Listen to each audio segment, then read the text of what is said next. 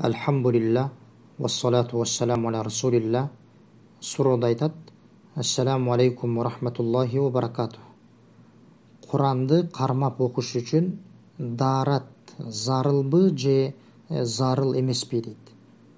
Ва алейкум ассалам ва рахматуллахи ва баракатух. Құранды қармаш үшін сөзсіз түрде даратты болу керек. Құранды даратсыз қармау мүмкін емес.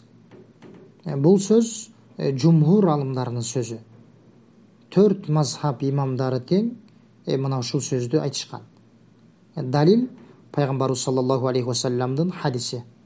Амр ибн Хазм радиаллаху анхудан келеді. Хадисте имам Малик рахимахулла муаттасында жана Ибн Хиббан рахимахулла өзінің сахихінде жана башқалар ескерішкен. Шейх Насуруддин Ал-Албани рахимахулла хадиске сахих деп өкім берген.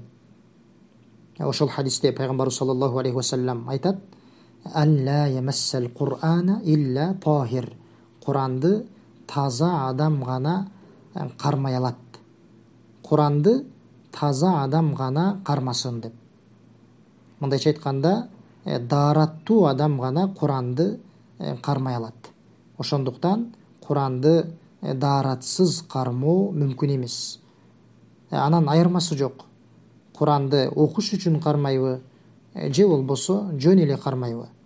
Ошондуктан Құранды даратсыз қармоо мүмкін емес. Wallahu a'lam.